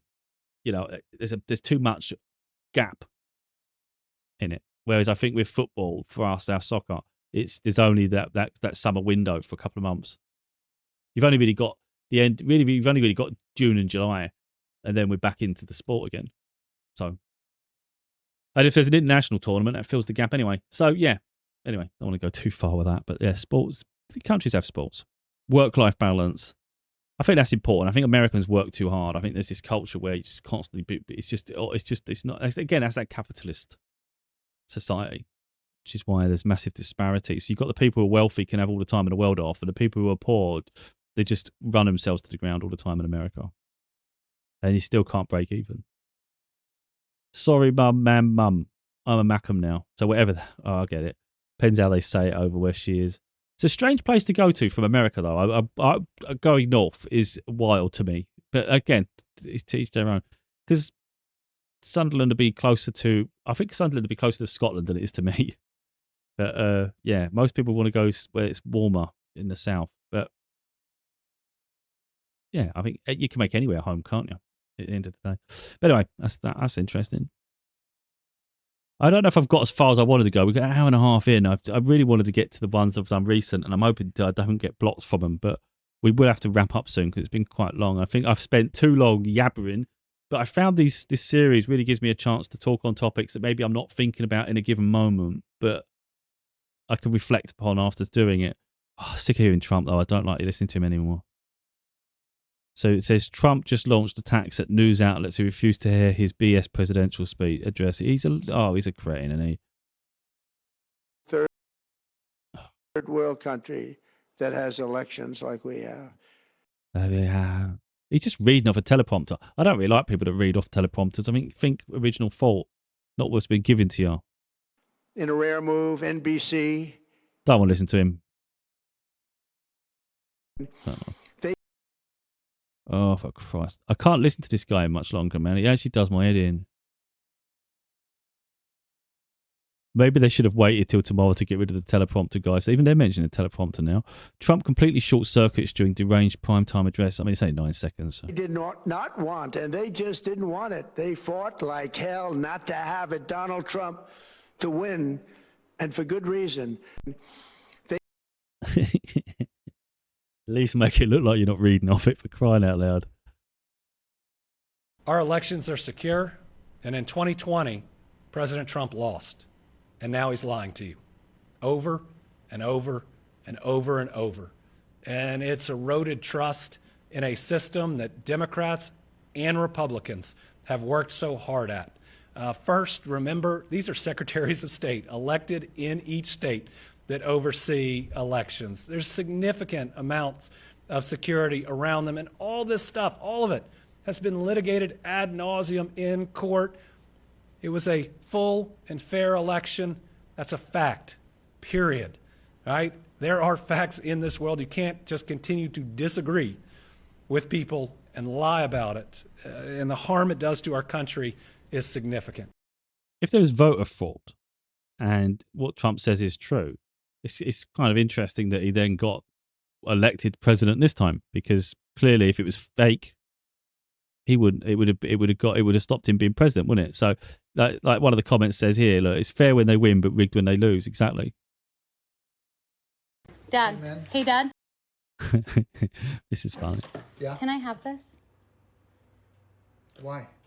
Well, because what do you need it for? I need it for my house because I ran out of tape at my house. Can I have this? Are you painting something, or what are you doing? Yeah, I'm gonna paint something. Fine. Take it. Okay, thank you. Hey, Dad. Yeah. Can I have this? That? Yeah. What do you need? I ran out of laundry soap, and I don't have time to go to the store. Okay, so just make sure you bring a new one back, or at least. No, I don't want to bring it back. So can I at least just have it? You know how much that stuff costs? Can I have it, please? Please, Dad? Whatever. That's fine. Hey, Dad. Do you care if I have this? So what on earth do you need that for? Can I have this, please? I'm trying to eat healthy and I want to lose weight like you, so can I... That's not healthy. Can I have this? I like the fact she makes excuse to needing it, though, to stop him from being suspicious, because he's looking thinking, what on earth? But when she gives like a reason, all of a sudden he switches. Oh, yeah. But now that she said healthy, he's like, that ain't going to make you healthy. So This, please. I want to eat it with my vegetables. Okay. It expires like in 2 days. Okay, can I have it? Okay, thank you. Can I have this towel? What are you doing? I just because I don't have walk through my house and I don't have a beach towel though, and this one's very comfortable. We don't have beaches around here. I just need a towel, and I was hoping that I could have this one because I need it That's for. like my favorite towel. But I need it for when I go to the pool. Can I have this? God damn, what is he? No, is he eating peanuts or something? 'Cause that seems mad to me to have to walk around with a filthy cup. Really, you have filthy shit coming out of your mouth.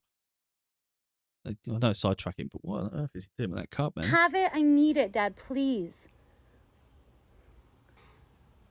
Whatever. Thank you. Hey, Dad, can he have those sunglasses? I don't think I've never seen you wear them. No, baloney. Where did you find those? We found them. They were just like Those laying are around. my sunglasses. No, Brody, try Those them are on my- again. I feel like those fit Brody really Brody, good. You know what? I'm sorry, pal. Those are my sunglasses. You can't.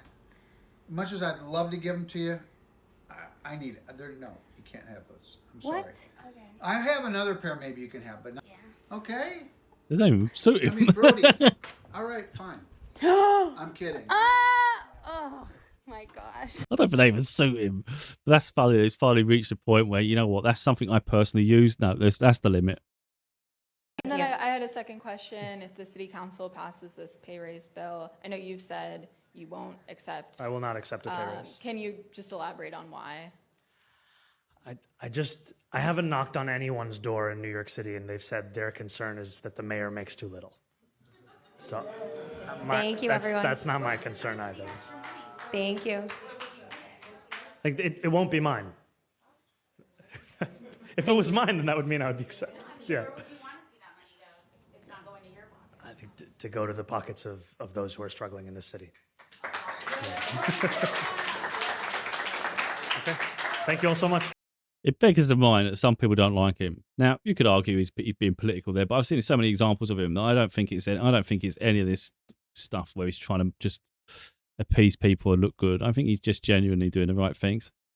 This was said, he's surely going to go down as the greatest mayor of New York City. These are the dangers of democratic socialism we were warned of. The fact that he won't take a pay rise, he wants to keep... Well, I don't actually understand what the dangers of socialism is. Like, what is wrong apart from the wealthy people who just want to exploit other people? Look, isn't that ironic how they're scared of socialism when there's a less wealthy disparity than capitalism where the 1% own 80% of the wealth, but then they complain about taxes to improve average citizens' lives. Meanwhile, most of it is going to their politicians, but they don't care to talk about that. Isn't it funny how they hate socialism but pray to enter a heaven where everyone is the same and everything is free? Exactly. It's like it's just the wealthy people always want to position themselves above others, and it's a massive threat to their illusion of power. I just want to understand Why Sky News asked about White House about Iran's school bombing. why he consistently says it wasn't us. Well, that's the president's opinion. So experts have told a Sky News investigation all evidence indicates the US is responsible for the school bombing in Iran. School attack. 120 children I think it dead, was 26 of their teachers. A Sky News investigation released today points to all this being a tragic mistake by America. See, when he's speaking and he's questioning her, she thinks she could just dismiss it and come up with all this lie as things and just deflect. But the thing is, he's just the spokesperson at this point. When he says Sky News, which is a massive broadcaster, especially in the UK, it means as an entity, they've done their research and they've established this. So this isn't a case of, you can just fob him off. The Sky News outlet itself has uncovered this through an investigation. So this isn't something you can just gloss over. America by the US military. So could you explain, please, why the president is repeatedly saying it wasn't America when he says also that he hasn't even seen the report? I can't speak to the Sky News investigation respectfully because I have not read it. All I can speak to is what the president has said as I speak on his behalf, and the investigation continues, and we would defer you to the Department of War for further questions on it. Following up, if I may. Sure. I just want to My understand. answer is not going to change. I just want to understand why he consistently says it wasn't us, we didn't do this, when all the evidence and indeed the preliminary report, and we've spoken to a military insider who says this was human error. Well, that's the president's opinion, and at the very same time, he has said the Department of War is investigating the matter, and we would defer you to them for any questions with respect to the investigation, which obviously has not been released yet. I would defer you to them for further questions on it. But I think the president feels that way because he knows that our military always acts in good faith and absolutely never targets civilians or children, unlike the other side of this conflict, Iran, who is well known for killing women and children and innocent people in their country for a very long time. So you should focus on that in your reporting. Right. Road rage is crazy. I just the way they go mental. It's too common. Oh shit! Oh shit! Yo! Holy shit! Nuts on each other right now, man. Holy fuck! It's gonna end with one of them getting hit, surely. Oh, they are. Okay, now they're hitting. She was throwing coins. Just stupid as shit, isn't it, people? Okay, so I've come to the UK. I've got.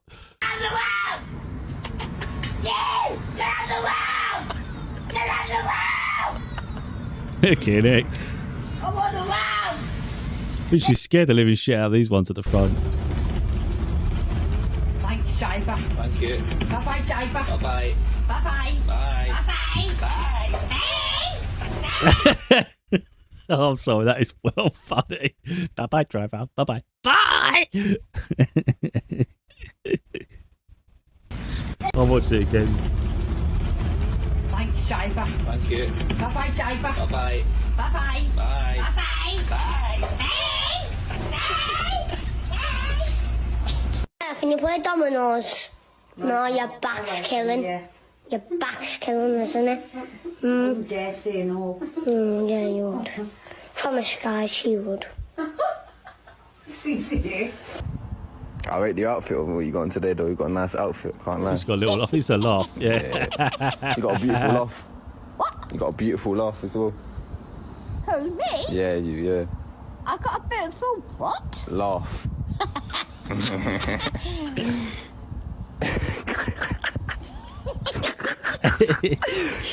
Whoa. Hey, step back, cuz. Hey, wait, what are you doing, bro? Hey, what is this lady doing? What the fuck? I'm so pleased to know that you are celebrating your 100th birthday on the 15th of January 2021. I send my congratulations and best wishes to you on such a special occasion. Yeah. Elizabeth. She couldn't give one shite.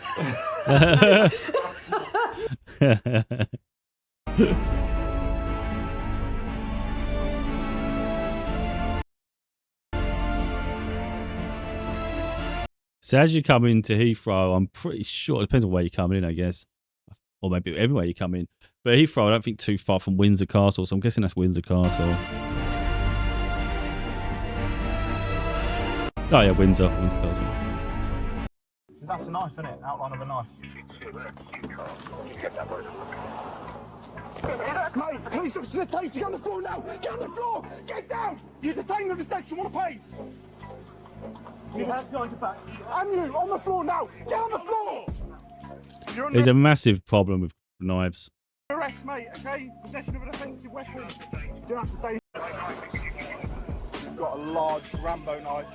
Like these knives, some of them are crazy. It's just ridiculous. How old are you? 20.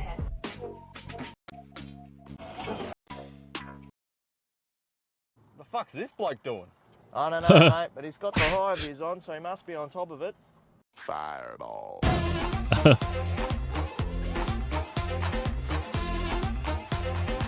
What is he doing? Chivalry is dead. Why did I spend 10 minutes trying to get my bag into the overhead rack while 4 grown men just sat there watching? Well, the real problem we've got nowadays is people are too quick to sort of be offended if you bother. And they'll call you out. It's like some people just want to go through life being offended. So I feel in this situation, she was just ready to rage bait. Plus, also, who even knows this is true? Because a lot of people create this crappy content where they think they'll make this, it'll blow up, which it does, and it'll create a conversation which they don't really give a shit about, so they probably won't even comment. You know the ones who aren't interested because they're not even going to get involved commenting back. So this is just their social media trend. Just keep hating on men because a lot of women love it. So you can actually make a massive following just hating another gender, can't you? But in this instance, let's say it's true. How hard is it to say, excuse me, does anyone just be able to help me? Is it really hard to ask for help? Why is it up to other people to interfere with someone else's life? You know, it's not for whatever thing you want to say about it, but it's ultimately not someone else's problem. Maybe they got bad back. You know, who knows the reason, or just maybe they just don't want to feel hot You know, it's up to people. If someone else didn't bring a bag, it's not their problem, is it? So it's just people always making other people's problems their problem. But if you really want help, it isn't really hard to ask someone, is it? It's a bit like if you get stuck and you want to ask for directions. You might say, "Oh, I'm lost and I can't believe no one offered to help me." Is it really hard to ask someone just help with directions? So it's the same principle. Being accused of sexual assault does not ruin men's lives. You can literally have real accusations to become the president of the United States. I mean, if you've got real accusations, but I would say false accusations can absolutely ruin people's lives, because there's a lot of vigilantes out there that will target people just because they hear some hearsay and they don't fact check, they haven't gone through the courts, and people just seem to think that they are the justice system, which is crazy. Also, it can affect their jobs, it can affect everything, and people associated with them. So, no, I would say accusations itself can ruin lives. So women have got to stop, you need to stop this segregation where women keep accusing men of this and then saying, oh, well, it's only right, because I get sick of this shit. It gets annoying. But when we're being specific about Donald Trump, then okay, that's his situation, but let's not say men. I think it's that target of men. It just gets too much. And she's doing this based off the comment someone else put. And the thing that someone else said looks like it's actually valid. It says, because being falsely accused will stick with you and ruin your reputation no matter what, even if it's proven you never did it, people will always believe you. Exactly. That's what I just said, which I didn't even see that before. But it's always this, I always say it's quite narcissistic, this shit, by the way, because I see it all the time. And these people always play the victim. So what will happen here is you would say that and they'll say, well, this wasn't about you, was it? If it doesn't apply to you, it wasn't about you. It's like, no, but you're making it a very specific thing by saying men. So it is a very broad statement. But I always see that a lot. That this, as soon as someone says something, they say they're always like they have to be the empowered one, and then that one's the victim. It drives you freaking crazy. Every country bomb, but again, these are interesting in a sense, but you have to fact check. I haven't fact checked. I just reposted it. So is this correct? Who knows? But anyway, it says every country bombed by the US since 2000, and Trump's on every single list. So sometimes there's fewer presidents on it, but there's always at least Trump. And that's quite alarming. Someone else has put there, what can we expect from America except violence? And it's true to an extent, isn't it? This I thought was really cool. Of course, it's AI generated, because how else would we know what that looks like? But it's saying that's what it would have looked like, and this is what it looks like now. And the ruins are crazy, but it's just how prominent it would have looked back in the day. So many faults and things. So Helic from Greece is underwater now, but that's what it looked like. It's crazy, isn't it? Then we've got this one, Antakya, Turkey. It looked like that. It all looked better in the past, but again, you can never 100% say exactly what it looked like. Then you've got this one, and it looks like that. I don't like modern architecture myself. I think they look crap. That's an eyesore. Carthage, Tunisia. And look how great that looked. If, of course, it definitely looked like that. Because it does beg the question, how's the water? I mean, obviously, it's most likely the tunnel going underneath there, but still, how's that not running dry? Or is there ships there? They're coming somewhere. They're coming this way? They can't. I don't know. Then you've got Crete, Greece. Yeah, there's a Knossos thing, I think. Knossos Palace. But yeah, that's what it would look like. That's what it looks like. Then you've got Sparta, Greece. Italy. This one's in Greece as well. Not really sure about that. Where's that mountain gone? It can't be the exact same location, can it? Pompeii. Why on earth would you have... I don't understand why you'd build a town or city right where volcano is. That makes sense. I think, isn't it where they're supposed to be... It's very fertile land after it's wiped its way through or something? I don't really know. But it seems a very dangerous spot. I actually think Santorini looks nicer now. But anyway, it's all pretty cool.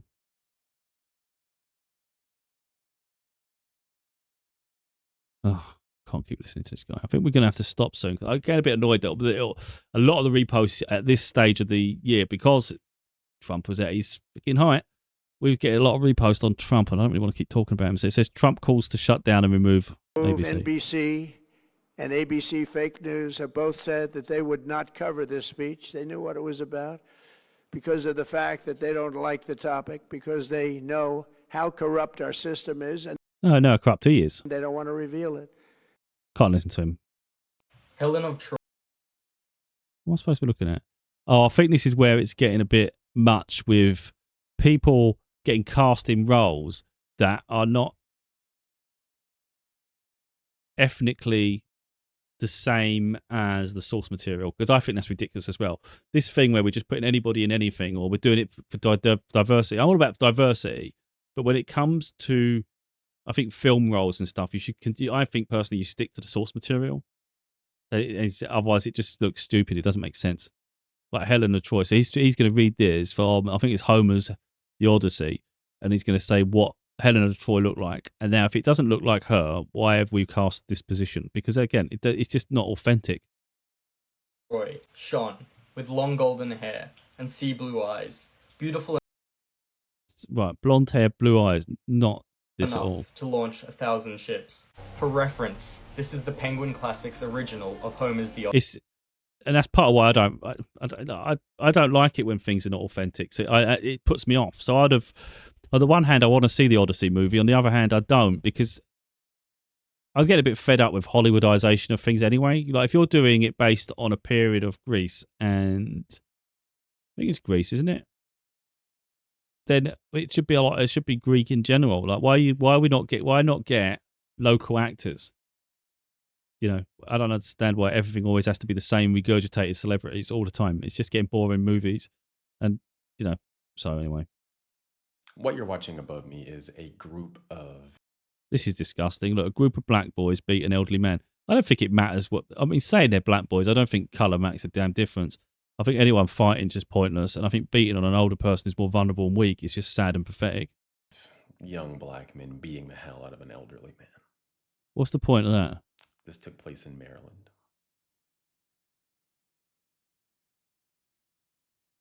How can they And find this is why that it's so in hard for fun? me to take so many people in the black community serious, because we'll sit back, watch this, and be quiet, but then freak out over small, minuscule things with no proof. We say we... I like the fact he's speaking up for community in terms of the sense that he's saying that when if it's a white person they won't talk, when it's a black person they do, and it's just the you know, it's not balanced because it's always race related, you know, in terms of the argument. Whereas I don't come from anything with a race agenda. I'm just treat people as people. So if I see something's wrong, it's just wrong, you know. So I don't see the point. It does for me. It's not about color or anything like that. It's just this is right and this is wrong, you know. My dad worked homicide 30 years. These are the rules he made every girl in our family memorize. If a stranger at a gas station or parking lot tells you something is wrong with your car, a flat tire, a leak sparks, don't stop to check it there. Say thank you through a crack window, drive to a busy, well-lit place and check it yourself. Faking car trouble is one of the oldest laws there is because it works on kind people. If you're walking and a car slows down beside you to ask a question, keep walking in the opposite direction of the car. A car can't follow you backward down a one-way sidewalk. He told me distance is your best friend and you never have to earn the right to create it. I absolutely love that. That's actually awesome. Consider carrying a safety alarm. My father gifted me a birdie. It blasts a 130 decibel alarm, making it physically impossible to ignore. I think every woman should have one, especially if you tend to work late at night or are into outdoor activities. When you get home at night, don't sit in your parked car scrolling. That's when you're most visible, invisible, and most watchable at the same time. Lights off, doors locked, straight inside. The transition moments, car to door to car, are where you need your eyes the most. If you're driving at night and an egg accidentally smashes against your windshield, he said accident. I don't think it's accidentally. I think with an egg, I don't think you needed that. Do not turn on the wipers and absolutely do not spray the wiper fluid because it mixes it and it will just make it even harder to get off. But yeah, I thought that was really good for safety, as a really, really good safety tips. So we're probably going to leave it at this one now because we're nearly 2 hours in. It's crazy. This is fatigue, isn't it? This guy is so corrupt from FIFA. I was talking about it back then, though. I'm not going back through my comments here, my bit that I've done on a repost. But I thought this guy was dodgy all along. I've been saying it, and here it is. Infantino, 2006 World Cup was greatest human, social, and cultural event that mankind has ever witnessed. That's a grand statement. That's ridiculous. But there was a part in Boston where they really appreciated the Scots. But overall, I mean, we've had diverse international events everywhere. And I wouldn't say that, you got the Olympics is diverse and things, and you've got other sports. So I think it's a grand statement to be making things like this. And it's all because Trump's involved. So he's just trying to appease his fragile dementia personality to tell him everything's great. Success without you. Oh, kiss his arse enough. I say that a lot. Kiss his arse enough and you start smelling shit. Or you have shit on your face. That's what I say a lot. But that's where we're going to leave it now, because there's still going to be more to do, and we've got to have a limit. But hopefully it's been interesting enough. I do try and cover a lot of topics, but in this one I think it's been very political.